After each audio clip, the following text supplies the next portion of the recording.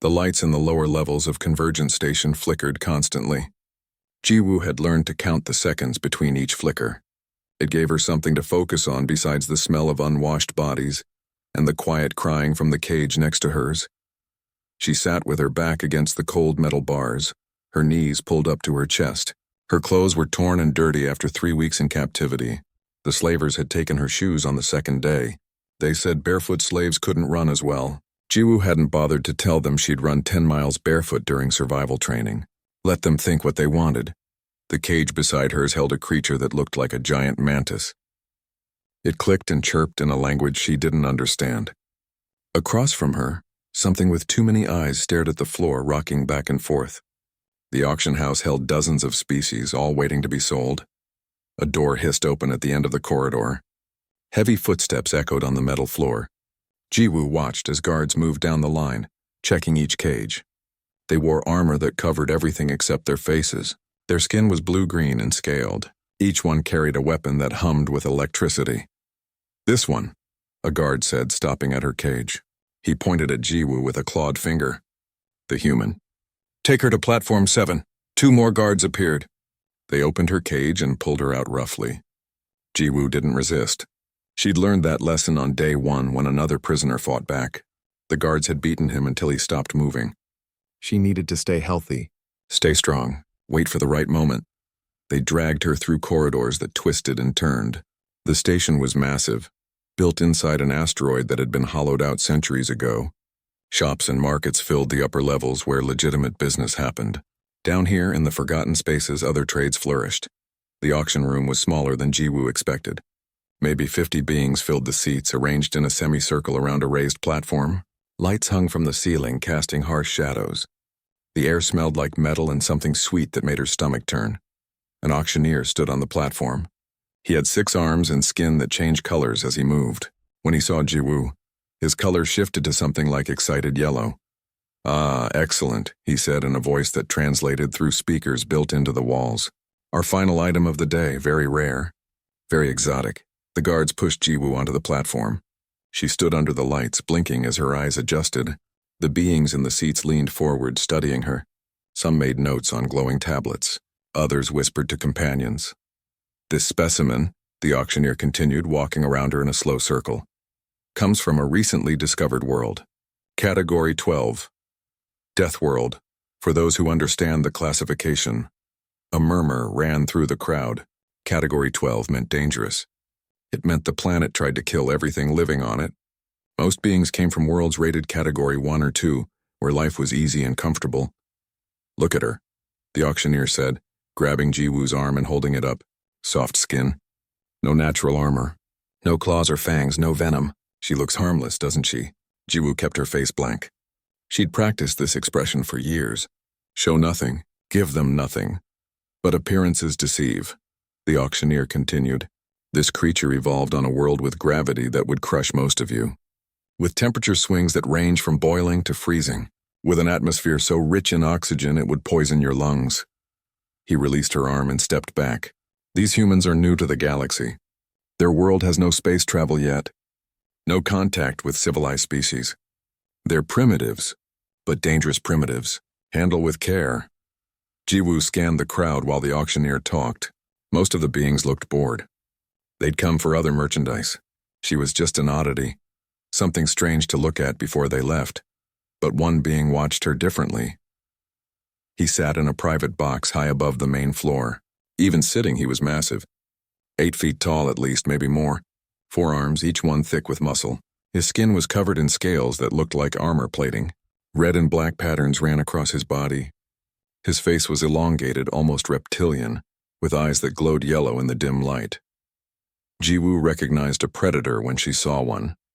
She'd spent enough time in the wilderness tracking dangerous animals to know the look. This being was a killer. Everything about him screamed danger. The auctioneer started the bidding. Numbers flashed on screens around the room. A few beings raised their hands or made gestures that meant they were interested. The price climbed slowly. Jiwoo was expensive, but not as expensive as some of the other creatures she'd seen sold. Then the being in the private box made a gesture. The room went silent. The auctioneer's colors shifted to something like nervous purple. "Lord Thaxmol," the auctioneer said, his voice suddenly respectful. You honor us with your interest. Thaxmul didn't speak. He simply looked at Jiwoo, his yellow eyes unblinking. The auctioneer cleared his throat. Does anyone wish to bid against Lord Thaxmul? No one moved. No one made a sound. Sold, the auctioneer said quickly. To Lord Thaxmul for whatever price he deems fair. Guards surrounded the platform immediately. They put metal cuffs on Jiwoo's wrists, connected by a short chain. Then they led her off the platform toward a side exit. As they walked, Jiwoo heard voices behind her. Why would Thaxmul want that thing? Someone asked. Collection piece, another voice answered. He keeps exotic creatures. Shows them off at parties. Waste of money if you ask me. Looks weak? Jiwoo allowed herself a small smile. Let them think she was weak. Let them all think it. The guards took her to a docking bay where a massive ship waited. It was bigger than anything Jiwoo had seen before. All sharp angles and dark metal. Weapons bristled from its hull. This was a warship, not a transport. Inside, the ship was dimly lit. The corridors were wide enough for large beings to pass each other. Everything was built to a scale that made Jiwoo feel tiny. The guards took her deep into the ship, down to the lower decks where the holding cells were located. The cell they put her in was cleaner than her previous cage. It had a bed bolted to the wall, a toilet, and a sink. A small window showed the stars outside. Jiwoo stood at the window, watching the station grow smaller as the ship pulled away. First time in space? Jiwoo turned. In the cell next to hers, separated by a transparent wall, a human man sat on his bed. He looked to be in his 30s with short dark hair and tired eyes. Minho, he said, introducing himself. Been here 4 months, you? Jiwoo, 3 weeks, Minho nodded. Thaxmul bought you? Yes, me too. He's got about 20 of us. Humans, I mean. Plus a bunch of other species. Minho stood and walked to the transparent wall. Listen, I know you're probably scared. We all were. But there are rules here. Follow them and you'll survive. Fight back and... He trailed off, shaking his head. What happens if you fight back? Jiwoo asked. Nothing good. Minho's voice was quiet. 3 people tried. 3 people died. Jiwoo turned back to the window. Earth was out there somewhere, impossibly far away. Her family would be looking for her. The military would have noticed when she didn't report back from leave. But they'd never find her. Not here. Not in this place between stars. There's a doctor, Minho continued. Hyejin. She'll check you over tomorrow, make sure you're healthy. Thaxmul likes his collection in good condition. Collection, Jiwoo repeated. That's what we are to him. Interesting things to look at. To show to his friends. He's got creatures from all over the galaxy. We're just the newest additions. Jiwoo pressed her hand against the window. The glass was cold. Behind her, Minho kept talking, explaining the routine, the rules, the hierarchy among the prisoners. She listened but didn't respond. 3 people had tried to fight. 3 people had died. Jiwoo had different plans. She wouldn't fight until the moment was right. Until she understood the enemy. Until she knew exactly where to strike. She'd been trained by the best soldiers Earth had. She'd survived situations that would have killed most people. And now she was surrounded by beings who thought humans were weak. They would learn differently, but not today. Today she would watch and wait and learn. Today she would let them think they'd won. The ship jumped to faster-than-light travel. The stars outside stretched into lines of light. Jiwoo watched them blur past, her reflection staring back at her in the glass. Somewhere out there was home. Somewhere out there was freedom. She'd find her way back, one way or another. The ship traveled for 3 days before arriving at Kraltok. Jiwoo spent the time learning everything she could. She watched the guards change shifts. She memorized their routines. She counted how many seconds it took for doors to open and close. Hyejin visited on the 2nd day. She was older than Jiwoo, maybe 40, with gentle hands and worried eyes. She checked Jiwoo's vital signs with strange instruments that beeped and hummed.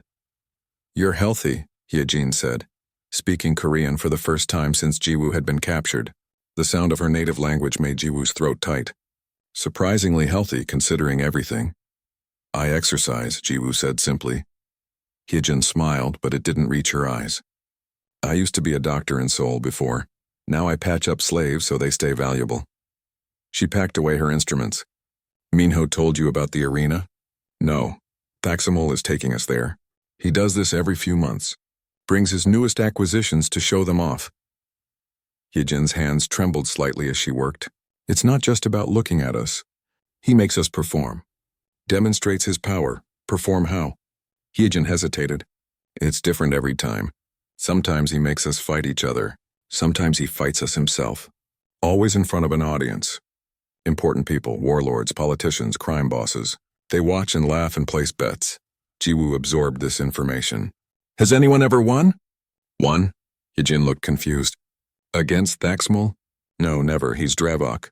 They're the strongest warrior race in the galaxy. He's killed hundreds of opponents in sanctioned combat. Fighting him isn't about winning. It's about surviving long enough that he gets bored.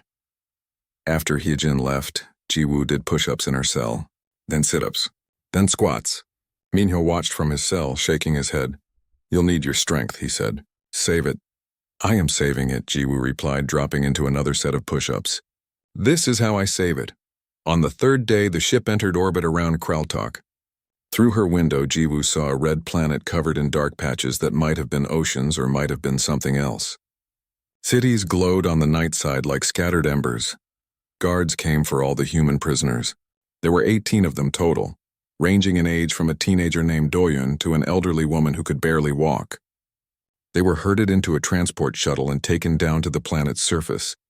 The crimson arena rose from the landscape like a mountain of metal and stone. It could hold thousands of spectators, maybe tens of thousands. Ships circled it constantly, bringing more guests. This wasn't just an arena. It was a destination.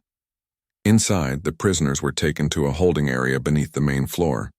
The walls were thick stone, marked with scratches and stains that Jiwoo didn't want to think about too hard. The air smelled like blood and fear. Other creatures waited in nearby cages, things with too many teeth, things that were all muscle and anger, things that looked like they'd been built specifically to kill. The humans huddled together, trying to stay away from the bars. A female guard approached. She was smaller than the others, with dark blue scales and intelligent eyes. She stopped at Jiwoo's cage. You're the new one, she said. Her translator made her voice sound mechanical. The one Thaxmul paid so much for. Jiwoo met her gaze but said nothing. My name is Yoonji, the guard continued, switching to Korean. I was taken from Busan 2 years ago. Now I work for them because it's better than being in a cage. The other humans stared. Another Korean. Another person from home. I'm not supposed to help you, Yoonji said quietly, but I can give you advice. When you're called to the arena, don't fight back. Thaxmul will hurt you either way, but if you fight, he'll kill you. If you submit, you might survive. Noted, Jiwoo said. Yoonji studied her for a long moment. You don't look scared. Would it help if I was? No. Yoonji glanced over her shoulder, checking for other guards. But everyone else is scared. You're either very brave or very stupid. Maybe both, Jiwoo said. Above them, the sound of the crowd grew louder, thousands of voices cheering and shouting. The games were starting. One by one, creatures were taken from their cages and led up the ramps to the arena floor. Through the thick stone walls, Jiwoo heard roars and screams. Sometimes the creature came back. Sometimes it didn't. Hours passed. The humans sat in their cage, pressed together for comfort. Doyun cried quietly. The elderly woman prayed in a language Jiwoo didn't recognize. Minho sat with his eyes closed, breathing slowly. Finally, guards came for Jiwoo. Just you, one of them said. Thaxmul wants his newest prize shown first. The other humans grabbed at her, trying to hold her back. Minho caught her hand. Don't give them the satisfaction, he said urgently. Stay down. Stay alive. Jiwoo squeezed his hand once, then pulled free. The guards put chains on her wrists and ankles. The chains were short, forcing her to take small steps. They led her up a long ramp that curved upward. The sound of the crowd grew deafening. 20,000 beings, maybe more, all screaming and cheering. The walls vibrated with the noise. Then she was standing at the entrance to the arena floor, and the sound hit her like a physical force. The arena was massive. The floor was packed dirt, stained dark in places. Lights hung from the ceiling, bright enough to eliminate all shadows. Every seat was filled. Beings of dozens of species watched from the stands, their eyes fixed on the entrance where Jiwoo stood. A commentator's voice boomed through speakers. And now, lords and ladies, we present something very special. A creature from a newly discovered world. A primitive, a Deathworlder. Behold, the human. The guards removed her chains and shoved her forward. Jiwoo stumbled, caught herself, and then straightened. She walked to the center of the arena. her bare feet leaving prints in the dirt. The crowd's reaction was mixed. Some beings leaned forward with interest. Others laughed. She heard fragments of translated speech. So small. Looks weak? What's special about that? Thaxamol entered from the opposite side of the arena. In the harsh light, he looked even larger than before. His scales gleamed. His forearms moved independently, each one testing its range of motion. He was a perfect killing machine, built by evolution and training. He crossed the arena floor until he stood 10 feet from Jiwoo. This close, she could see scars on his scales. Old wounds from old fights. He'd been doing this a long time. Do you know why you're here? Thaxamol asked. His voice was deep, resonating in his chest. Jiwoo didn't answer. You're here to learn your place, Thaxamol continued. To understand that you are property. My property. Do you understand? Jiwoo looked up at him. At his yellow eyes. At the confidence in his posture, I understand, she said quietly. Thaxamol smiled, showing teeth designed for tearing meat. Good, then this will be quick. He began to circle her. Slow steps, deliberate. A predator examining prey. The crowd grew quieter, anticipating violence. Jiwoo stood completely still. Her hands hung at her sides. Her breathing stayed even. She didn't turn to follow his movement. She simply stood looking straight ahead. Look at me, Thaxamol commanded. She didn't move. His voice grew harder. I said look at me. Jiwoo's eyes tracked to him. She met his gaze with an expression of complete calm. This seemed to frustrate him. He moved closer, invading her space. His breath smelled like sulfur. I have broken creatures 10 times your size. I have killed opponents that would make you faint from fear. You are nothing. Do you understand? Nothing. I understand, Jiwoo said again, Thaxamol roared. The sound echoed through the arena, so loud it hurt. Some beings in the crowd covered their ears. Others cheered. Jiwoo didn't flinch. Didn't blink. Didn't react at all. Her heart rate, displayed on monitors for the crowd to see, remained steady. 55 beats per minute. Resting rate. Like she was sitting in a comfortable chair, not standing in front of a monster. In the commentary booth high above the arena floor, a Dravok analyst named Vorik watched the biometric data with growing concern. He ran additional scans. The human's bone density was off the charts. Her muscle composition didn't match any known species. Her neurological response time was faster than should be possible. He pulled up information about Category 12 Deathworlds. Read the specifications. Felt his blood run cold. Stop the match, he said into his communicator. What? His supervisor responded. Why? That human. She's not scared. She's not submitting. Vorik's claws tapped nervously on his console. She's waiting. Waiting for what? For him to give her an excuse. On the arena floor, Thaxamol raised one massive arm and struck Jiwoo across the face. The impact would have decapitated most beings. Her head snapped to the side. Blood flew from her split lip. She staggered but stayed on her feet. The crowd roared its approval. Slowly, Jiwoo turned her head back to face Thaxamol. Blood ran down her chin, and she smiled. Not a grimace, not a brave pretense, a genuine smile of anticipation. Thank you, she said softly. The arena fell silent. 20,000 beings stopped cheering, stopped shouting. They stared at the small human who smiled at the galaxy's most dangerous warrior after he'd struck her hard enough to kill. Thaxamol took a step back. For the first time in years, he felt something unfamiliar. Not fear, he was Dravok. They didn't know fear, but uncertainty crept into his mind. What did you say? He asked. Jiwoo wiped blood from her chin with the back of her hand. Her smile never wavered. I said thank you. I needed to know how hard you hit. Now I know. She rolled her shoulders, loosening muscles, stretched her neck left and right. The movements were casual, practiced. Like an athlete warming up before a competition. You wanted to see what a Deathworlder can do, Jiwoo continued.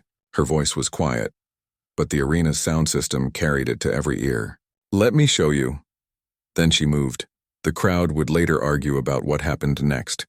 Some said she was too fast to see. Others said they saw every movement but couldn't believe it. The truth was somewhere between. Jiwoo closed the distance between them in 3 steps. Before Thaxamol could react, she was inside his reach. Her right hand grabbed his lowest left arm at the wrist. Her left hand struck his elbow joint with the base of her palm. The snap was loud enough to echo. Thaxamol roared in pain. His arm bent at an angle that nature never intended. He swung his other 3 arms at her, but she'd already moved. She ducked under the first swing, sidestepped the second, and caught the third arm in mid-swing. Using his own momentum against him, she pulled hard. Thaxmul, overbalanced and unprepared, stumbled forward. Jiwoo's knee came up and caught him in what passed for a solar plexus among Dravok. The impact drove the air from his lungs. The commentator's voice had gone silent. No one knew what to say. This wasn't supposed to be possible. Thaxmul backed away, gasping. His broken arm hung useless. He looked at Jiwoo with new eyes. This wasn't prey. This wasn't a pet for his collection. This was a predator. "You're trained," he said, his voice strained with pain and disbelief. "Yes," Jiwoo said simply. She advanced on him, her movements controlled and precise. "Did you think all humans are farmers and merchants? We have soldiers too, warriors, people who train every day to fight and kill." She gestured at her own body. "You see soft skin and think weak.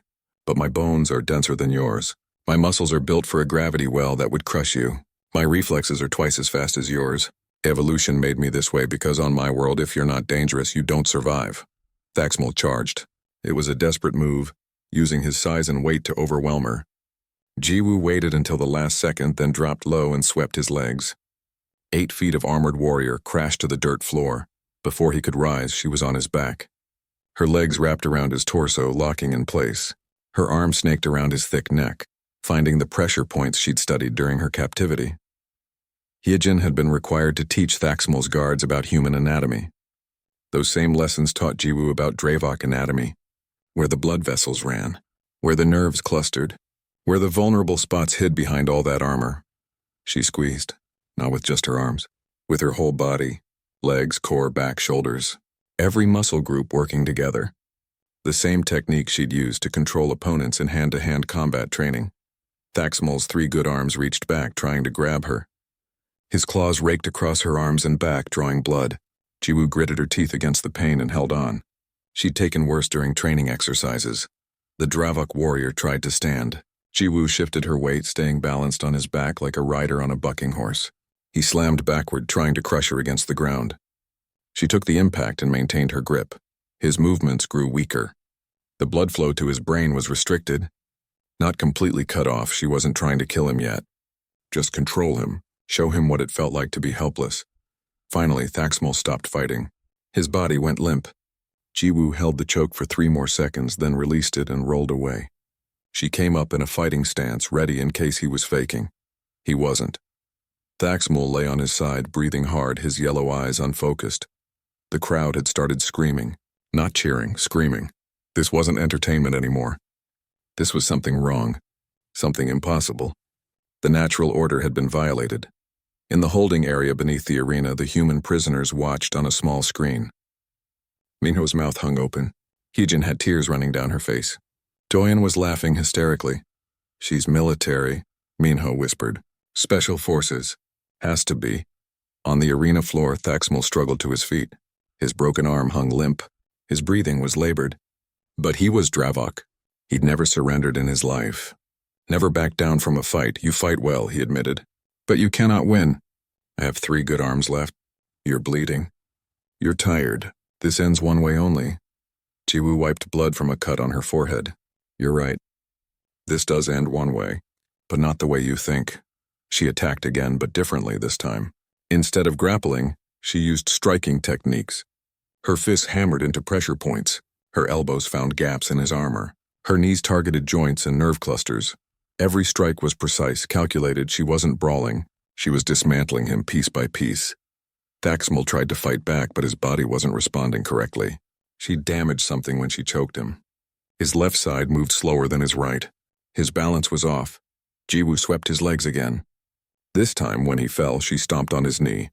The joint bent sideways with a wet, cracking sound. Thaxmul screamed. She stepped back, breathing hard. Blood covered her arms from his claw marks. Her lip was still split from his first strike. But she was standing. He wasn't. "Stay down," she said. "I don't want to hurt you more." Thaxmul tried to rise anyway. Tried to push himself up on his good arms. Failed. Tried again. In the commentary booth, Vorik was shouting into multiple communicators at once. "Send security! Send medical teams! Stop this now!" But it was too late for stopping. Jiwoo walked behind the fallen warlord. She knelt down and placed her hands on either side of his spine, just below where his skull connected to his neck. Her fingers found the exact spot she needed. She'd memorized the anatomy diagrams, studied them for hours while pretending to sleep. "Last chance," she said. "Surrender. Tell everyone watching that you release all your prisoners, that you'll never take another slave. Say it and I'll stop." Thaxamul's response was to try one more time to reach back and grab her. Jiwoo's hands shifted position slightly. She took a breath, let it out slowly, then she pulled. The sound was like wet wood snapping. Thaxamul's body went rigid, then collapsed. His legs stopped moving. His lower arms fell limp. The crowd screaming reached a fever pitch. Beings were standing, pushing toward exits. Others surged toward the arena floor. Security forces activated their weapons. Jiwoo stood up. She looked down at Thaxamul, who lay twitching in the dirt. Still alive, still conscious, but paralyzed from the waist down. The apex warrior of the Dravok species, reduced to dragging himself with his upper arms. She turned to face the crowd. 20,000 beings stared back at her, some with fear, some with rage, some with something that might have been respect. Jiwoo raised her hands, showing her palms. Not surrender. Not submission. Just showing she was done fighting. "I am human," she said. Her voice carried through the speakers to every corner of the arena. "We come from Earth, a world that tried to kill us every single day. We evolved to survive, to fight, to win." She gestured at Thaxamul. "He thought we were weak because we don't have scales or claws." "He was wrong. You're all wrong. We don't need natural weapons. We are the weapon." Blood dripped from her arms onto the arena floor. She swayed slightly, exhausted and injured, but she kept talking. "Tell the galaxy what you saw here today. Tell them that humans are not prey. We are not pets. We are not slaves. Anyone who takes us will learn the same lesson this warrior learned." She started walking toward the arena exit, slowly, each step deliberate, her head high despite the pain. "Stop her," someone shouted from the crowd. Security guards moved to block the exit. A dozen of them, heavily armed. They formed a wall between Jiwoo and freedom. Jiwoo stopped walking. She looked at them, then back at Thaxamul's paralyzed form. "Do you really want to try?" she asked. The guards looked at each other, looked at what she'd done to the galaxy's greatest warrior, looked at the determination in her bloody face. One by one, they lowered their weapons. Jiwoo walked past them and disappeared into the corridor. Behind her, the crowd erupted into chaos. Fights broke out in the stands. Security tried to restore order but failed. Medics rushed to Thaxamul's side, their instruments flashing as they assessed the damage. In the holding cells, Minho started laughing. She did it. She actually did it. Yoonji appeared at the human prisoner's cage. Her hands shook as she unlocked the door. "Go. Run. If you're going to escape, do it now while everything's confused." "Why are you helping us?" Hyejin asked. Yoonji looked at the screen showing the arena. "Because she's right. We're not prey." The humans poured out of the cage. Minho took the lead, guiding them through corridors he'd memorized during months of captivity. They could hear alarms blaring, announcements in languages they didn't understand. Somewhere ahead, Jiwoo was carving a path to freedom. And for the first, Jiwoo moved through the corridors beneath the arena like a ghost. Her bare feet made no sound on the metal floors. Blood still dripped from her wounds, leaving a trail. But she ignored it. She'd fought through worse injuries during training. The arena's layout had been burned into her memory during the walk from the holding cells. She'd counted doors, memorized turns, noted security cameras. Now she retraced the path backward, heading toward the docking bays where ships waited. Behind her, alarms screamed. Heavy boots pounded on metal. Voices shouted orders. The entire complex was mobilizing. She ducked into a side passage as a squad of guards rushed past. Pressed herself against the wall, breathing slowly. Waited until their footsteps faded. Continued moving. A door ahead of her hissed open. 3 guards emerged, weapons raised. They saw her and froze, recognition dawning in their faces. She was the human, the one who broke Thaxamul. "Don't," she said quietly. They hesitated. That moment of doubt cost them. Jiwoo surged forward, disarming the first guard with a twisting motion that broke 2 of his fingers. She used his body as a shield against the other 2, then swept their legs when they hesitated to fire at their companion. She left them groaning on the floor and took their weapons. The guns were too large for her hands, designed for beings with different anatomy. She dropped them and kept moving. Her hands were weapon enough. The corridor opened into a larger space, a staging area where crews loaded and unloaded cargo. Dozens of workers stopped what they were doing to stare at her. A human covered in blood, walking calmly through their workplace like she owned it. Jiwoo scanned the area. Found what she was looking for. A small transport ship, doors open, ramp extended. Workers were loading containers into its cargo hold. She walked toward it. No one tried to stop her. They just watched, uncertain what to do. Then a voice called out in Korean. "Jiwoo, wait!" She turned. Minyo emerged from another corridor, leading the group of human prisoners. Hyejin supported the elderly woman. Doyeon carried a child who'd been too scared to walk. Hyunji brought up the rear, her guard uniform torn and bloody. "You came back," Minho panted as they reached her. "I thought you'd already escaped." "Not without you," Jiwoo said. She pointed at the transport ship. "Can anyone fly that?" "I can," a young man named Taehyun said. He'd been a pilot before his capture. "If it's similar to human designs." "It's not," Hyunji said. "But I can talk you through it." Alarms blared louder. More guards appeared at the far end of the staging area, dozens of them forming a perimeter. More poured in from other entrances.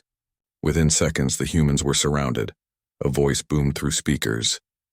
"Humans, you are ordered to surrender. Lie face down on the ground with your hands visible. You will not be harmed if you comply." Minho looked at Jiwoo. "What do we do?" She studied the guards. Counted weapons. Calculated angles. "We negotiate." "Negotiate?" Doyeon laughed bitterly. "They don't negotiate with property." "They will now," Jiwoo said. She walked forward, hands raised but not in surrender. The guards tensed, fingers on triggers. She stopped in the middle of the open space, visible to everyone. "My name is Jiwoo," she called out. "I am human. We are all human. We were taken from our world without permission, sold as slaves, treated as property. This ends now." A figure emerged from behind the guards.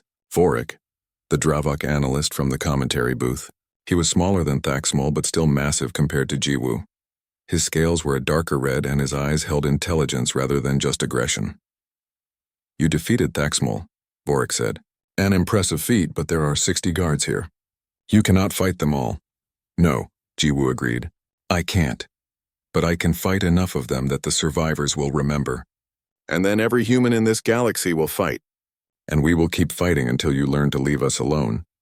Vorik studied her. "You would die for this? For people you barely know?" "Yes," Jiwoo said without hesitation.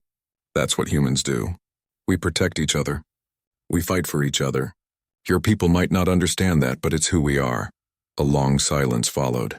Guards shifted nervously. Some had seen the footage from the arena. They'd watched this small, soft creature destroy the galaxy's most dangerous warrior.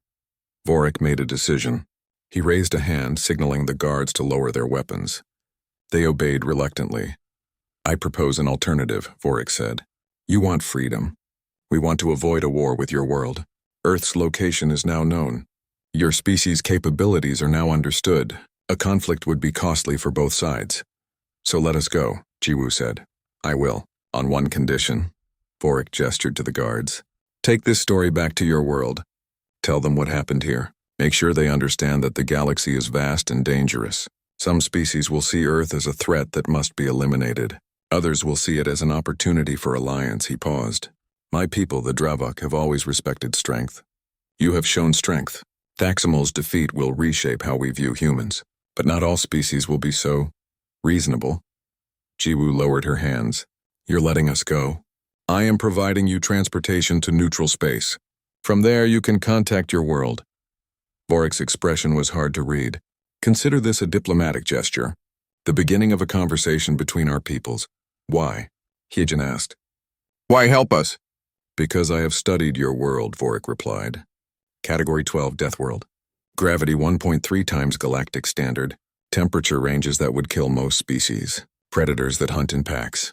Diseases that have driven your evolution for millions of years. You survived all of that." He looked at each human in turn. "Your people are dangerous, but you are also interesting.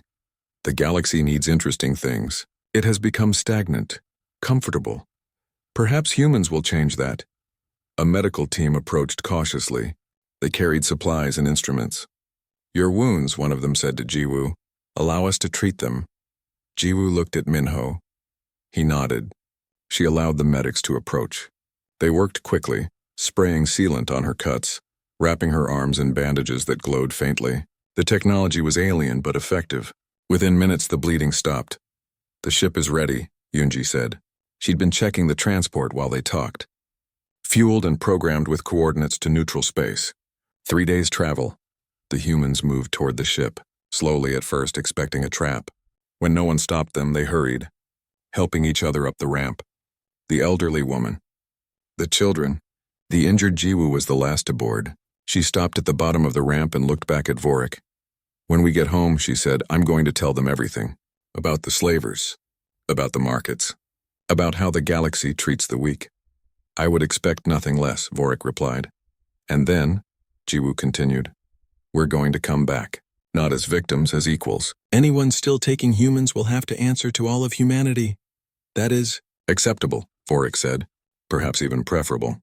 The galaxy could use a new player in its politics." Jiwoo climbed the ramp.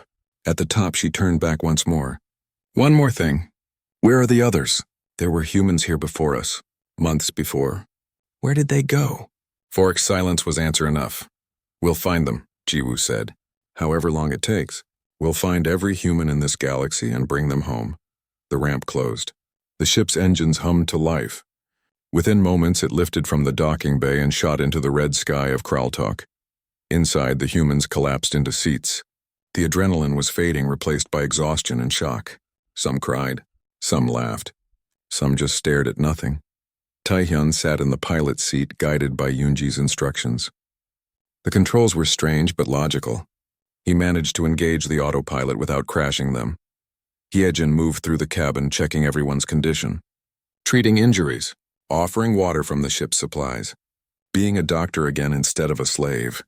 Minho found a communication panel. He stared at it for a long time before speaking. "We can contact Earth from neutral space. Let them know what happened, that we're alive. They'll have questions," Hyejin said quietly, "about what we saw, what we learned. Let them ask," Jiwoo said. She sat in the back, watching through a viewport as the planet fell away behind them. "We'll tell them everything. The good and the bad. The dangers and the opportunities," Doyen laughed suddenly. "We're going home. We're actually going home." The reality of it hit them all at once. Freedom, safety, home, things they'd stopped believing in. The cabin filled with sounds of relief and joy. Jiwoo didn't join in. She kept watching the stars. Somewhere out there were more humans. People who'd been taken months or years ago. People who'd given up hope she would find them. It was a promise she made to herself. A mission she would complete. The transport ship jumped to faster-than-light travel. The stars stretched into lines. Behind them, the Crimson Arena continued its broadcasts. Footage of Jiwoo's fight was already spreading across the galactic networks. Everyone was watching. Everyone was talking. The humans had arrived. Not as prey, not as curiosities, as a force to be reckoned with. On the planet's surface, Vorik watched the ship disappear from sensors. His subordinates surrounded him, asking questions.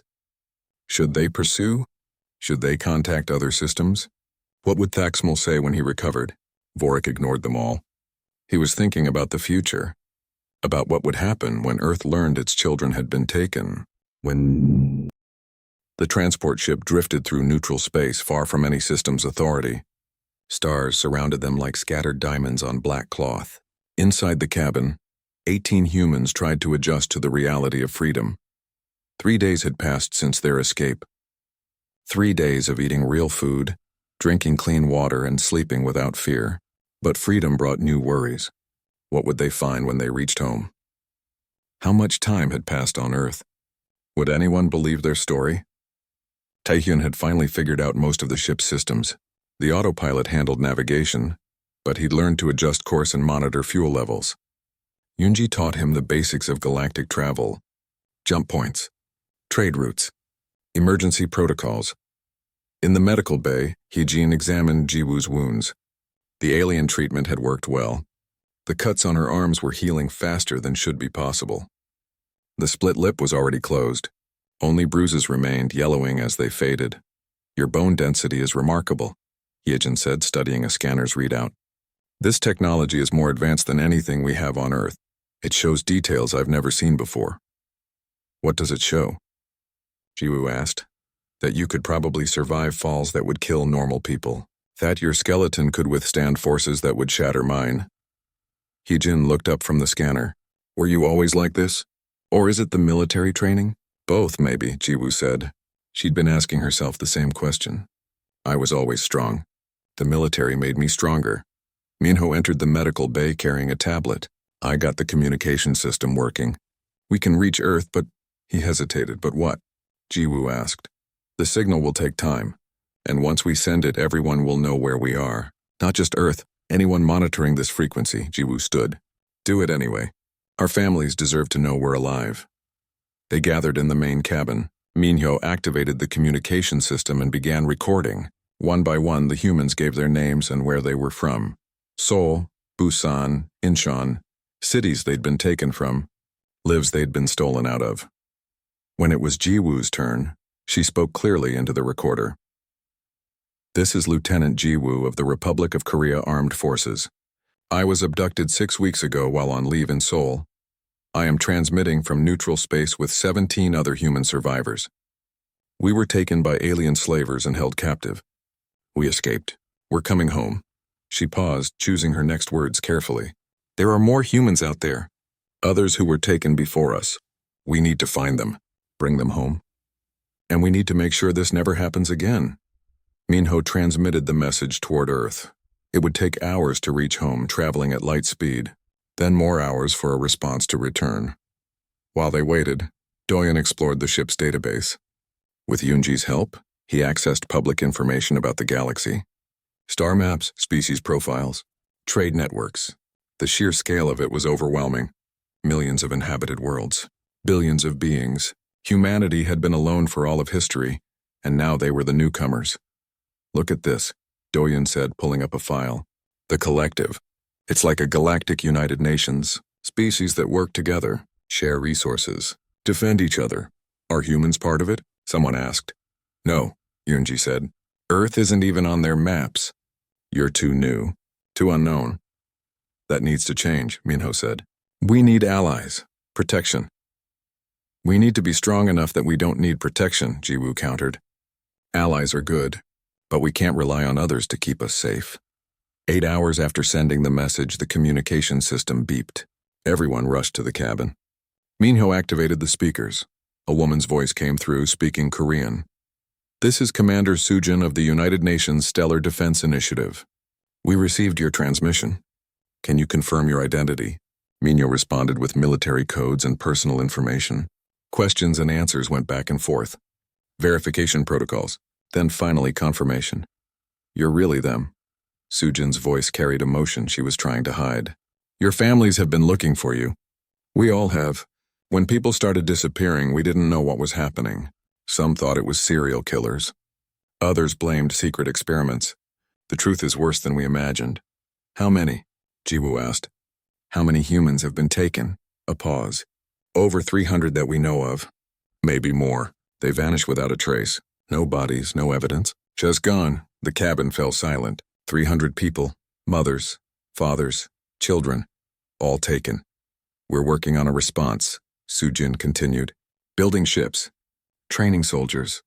Earth isn't helpless anymore. We knew aliens existed. We've been preparing. But we didn't know about the slavery. About how dangerous the galaxy really is. What do you need from us? Hyejin asked. Everything you know.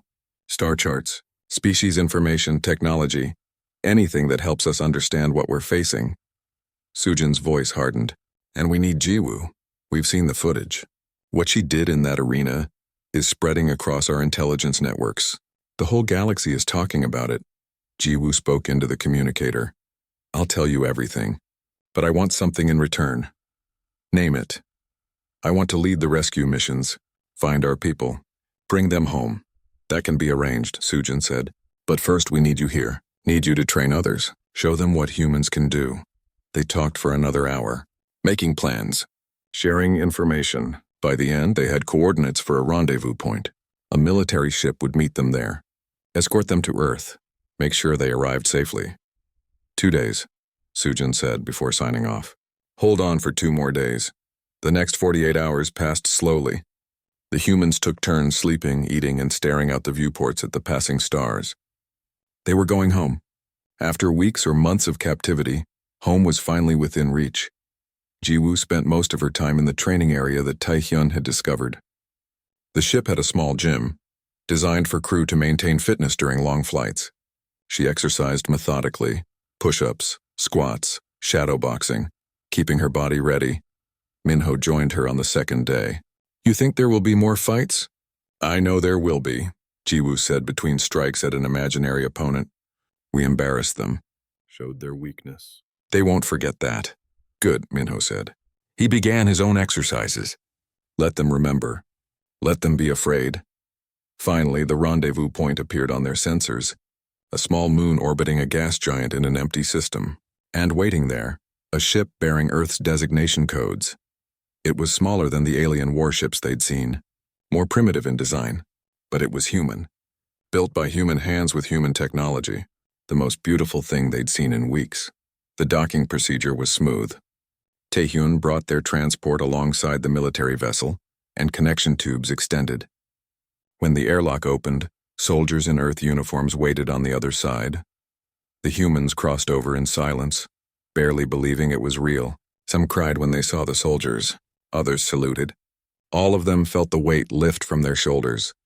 Commander Sujin met them in the debriefing room. She was older than her voice suggested, maybe 50, with gray in her hair and sharp eyes that missed nothing. She hugged each person as they entered, speaking quietly to them. When Jiwoo entered, Sujin studied her for a long moment. You're smaller than I expected. I get that a lot, Jiwoo said. Sujin smiled. The footage doesn't do it justice. What you did was remarkable. Impossible, according to our xenobiology experts. But you did it anyway. It's not impossible, Jiwoo said. It's just human. Over the next hours, they were debriefed. Each person gave their account. Described their capture, their imprisonment, the species they'd encountered, the technology they'd seen. Intelligence officers recorded everything, building a database of knowledge. Medical teams examined everyone. Drew blood, took scans, compared human biology to what they'd learned from limited alien contact. The results confirmed what Jiwoo had demonstrated. Humans were more durable than most species, stronger, faster, more adaptable. Evolution on a death world, one doctor explained. Earth tried to kill us for millions of years. Only the strongest survived. It made us tough in ways the galaxy doesn't understand. That night, Jiwoo stood on the observation deck, watching Earth appear in the viewports, a blue marble suspended in black space. Home. She'd wondered if she'd ever see it again. Sujin joined her. Your family is waiting. Your parents. Your brother. They've been contacted. They'll meet you when we land. Jiwoo felt tears on her cheeks. She didn't wipe them away. Thank you. Don't thank me yet, Sujin said. I meant what I said. We need you. Earth needs you. There are hundreds of humans still out there, and you're the one who proved we can fight back. I'll find them, Jiwoo promised. Every single one. I know you will, Sujin said. But you won't do it alone. We're building a team, special operations, the best soldiers we have. They'll train with you, learn from you, and then we'll go hunting. The ship descended through Earth's atmosphere. Cities appeared below, lights spreading across the darkness. Seoul glowed in the distance, larger than Jiwoo remembered. Home. The landing was gentle. When the doors opened, the smell of Earth air hit her. Rain and plants and pollution and life. She breathed it in deeply. Her family waited at the base. Her mother ran to her crying. Her father held her so tight she could barely breathe. Her brother just stared like he couldn't believe she was real. Around them, other families reunited. Tears and